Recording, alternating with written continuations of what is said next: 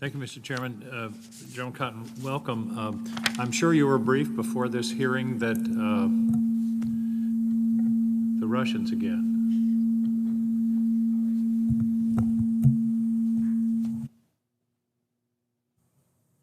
Try it again. I'm sure you were briefed that the chairman would ask you a series of routine questions at the beginning, and you went through and answered them properly. I just want to emphasize one of those questions. Do you agree, when asked before this committee, to give your personal views, even if your views differ from the administration? That's a very important question, because we need to know what your best military advice is, not colored by the views of the administration, the president. I just want to emphasize how important this question is. You answered it properly, but I just want to have it in the back of your head in the future. And it's going to be difficult. It's not easy to say something that may be unacceptable to some other part of the Pentagon or the administration. In looking over my notes as I made questions, I realized that all of my questions involve changes in the strategic posture. You've mentioned several times that we've gone from a bipolar world to a multipolar world in terms of our adversaries. That's a strategic change, but there are others. Just to run down a quick list. Electromagnetic spectrum and electronic warfare, you've touched upon. I realize there's classified information here, but I hope that you will commit to holding serious exercises on electronic warfare and notify us of how we're doing, because this is a new strategic challenge that I'm not sure we're adequately accounted for yet.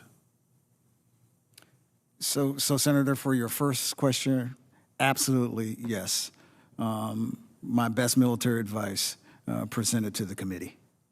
For your second is another absolutely yes. We're going to have to flesh out through exercises, as you mentioned, to ensure we can find any blind spots and shortfalls and make corrections as warranted and as required. So I wholeheartedly agree with you. Another area of strategic change has happened in the last 4 or 5 years, and that is hypersonics. We've thought of strategic forces as nuclear weapons and nuclear deterrence. Hypersonics are a new threat that is a strategic threat, particularly, for example, the Chinese putting a hypersonic glide vehicle in orbit, which radically changes things like how much time we might have to react to an attack. Do you view hypersonics as a serious strategic challenge? Senator, I do, and I see it as a warning challenge. I think as far as when we have a conversation, if confirmed, I think my fellow combatant commanders will have to have a discussion and understand how to give kind of relook missile defense, relook missile warning, understand what a sensor layer looks like that can achieve those effects, to give time, because I need to give decision space to the decision maker. Well, I think it's safe to say that the bullet-on-bullet theory of missile defense is out the window when you're talking about hypersonics. Another area is cyber. You've talked about it. You've indicated how important it is, particularly with NC3. Will you commit to red teaming and pen testing and hackers for hire to test the security of the systems that you're developing? I don't think you really know how secure you are until somebody attacks you. And I want it to be a friendly attack.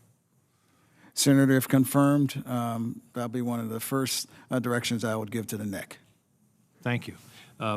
Final point, again, a new strategic challenge, or a different strategic challenge, and I don't expect really an answer, but perhaps you could consider this for the record.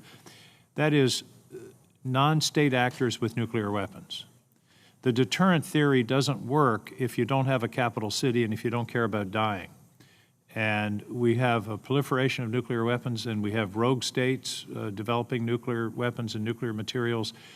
The chances of those materials falling into the hands of a terrorist organization, it seems to me, are increasing gradually but steadily. I hope you will give this some thought, because it's a major strategic challenge that doesn't fit within the ambit of what has been our historic deterrent strategy for dealing with nuclear threats. Senator, you're absolutely right, and I will get back with you if confirmed, and we can have further discussions along that. Thank you very much. Thank you, Mr. Chairman.